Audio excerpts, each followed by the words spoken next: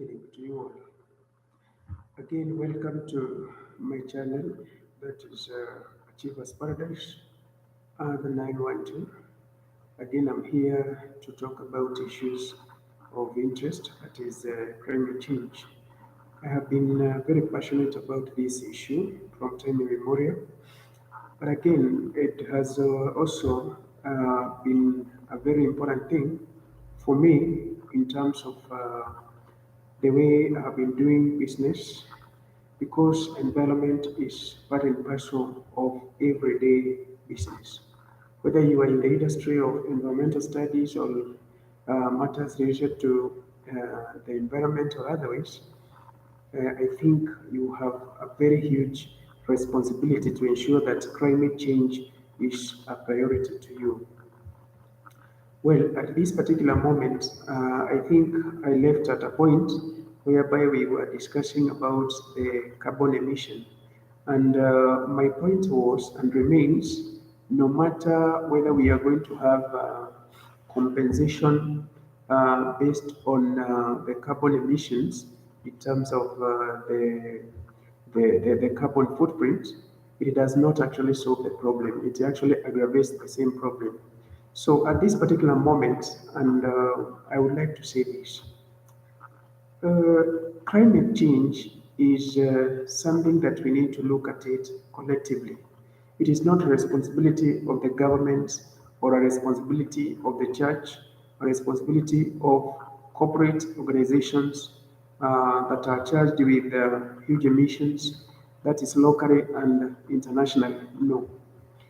Instead, carbon emission is something that I can say we need to stop it collectively.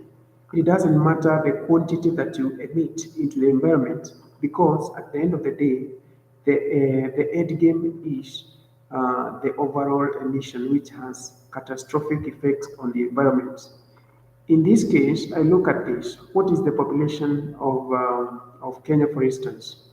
You're talking about 53 millions and above. Now, looking at that, ask yourself what is the contribution of each individual, whether through the automobiles, whether through the kind of fuel that one use, that is an individual or a group, the emission is actually significant because it contributes to the overall environmental contamination. So in this case, I would like to say this again, that at your respective level, individual level, think about the activities that you engage in daily. And because today I promise to be very simple in terms of where do I want us to start. Think about where your contribution as an individual in terms of carbon emission into the environment, and ask yourself, what if each and every person in this country is actually doing the same? And I'm asking you at an individual level, don't think about the government, don't think about the people who own automobiles, don't think about the industrialized nations or the highly developed nations. No, don't think about that. Just think about yourself first. And that is where we stand. Once you think about yourself, ask yourself, have you stopped? I'm asking, have you stopped the emission from the individual perspective? If the answer is yes, now makes the second step. Go to the next step, your immediate neighborhoods. What are they doing? What are they doing at individual level? What are they doing at group level? And what can they do to change the status quo? In this case, I want you to think about, you have solved the issue to do with the individual emission, which is a significant contribution to the environmental contamination by virtue of carbon dioxide. Now, from there, that's why when I say you go to the immediate neighborhood, ask yourself what are the activities that are taking place in your immediate neighborhood that are contributing to the carbon emission into the environment. And in this case, you're not looking towards forcing people to stop the emissions.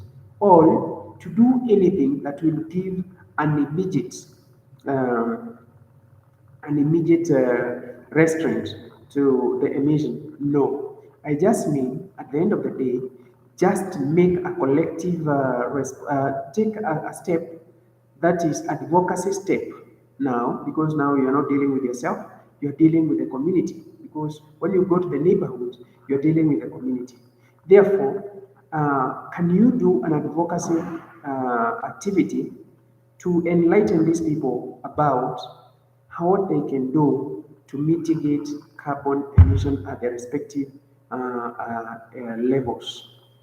In that case, when you do the advocacy, you can actually assess the efficiency of your advocacy activity based on how do these people maybe come back to you in terms of we want to know maybe this or the other, because I believe maybe in your neighborhood the individuals around maybe not even educated as you are, and may not be even aware of even what is this carbon footprint, may not be aware of the climate change. They only look at the weather, how it changes, the patterns, and all that.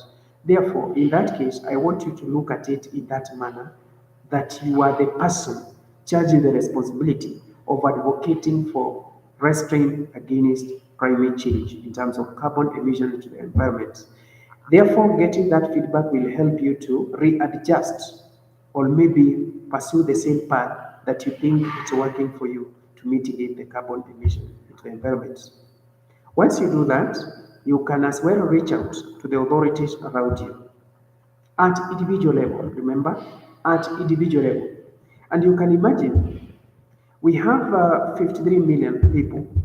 Assuming that we have 30 million adults in this country, if each adult takes a responsibility of advocating for restraint against carbon emission into the environment, you can imagine at the end of the day how much of this carbon will be actually restrained from getting to the environment.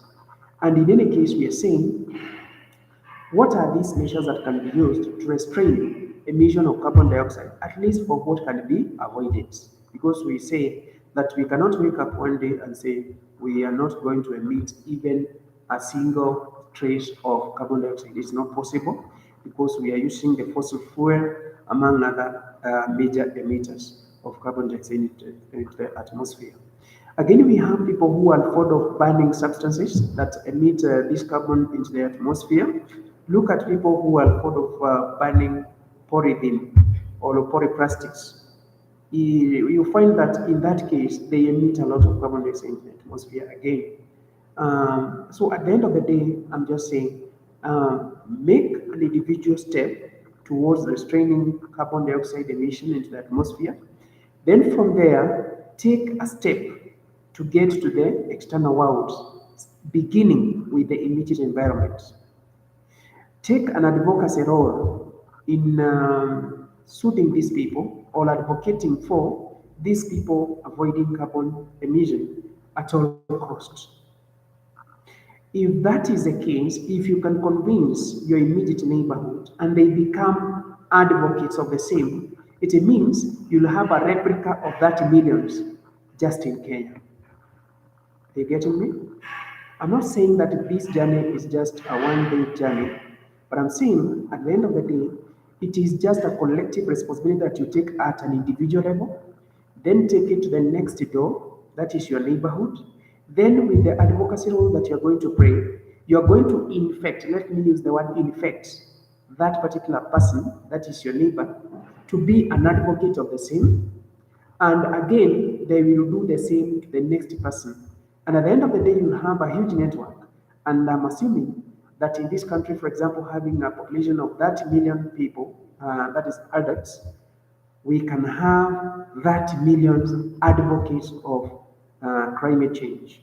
Therefore, think about that. And I just wanted you people to just think about the individual responsibilities. Don't first of all have the mentality of what can the government do?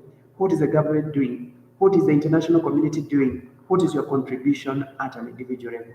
Once you think about that, in the next video, I'll come with some of the tangible activities or tangible engagements that you can actually put in place to ensure that these things are working. Otherwise, thank you very much.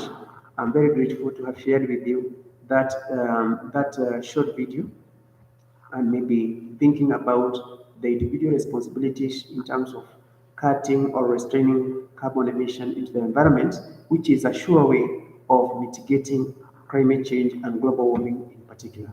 Thank you very much, and God bless you.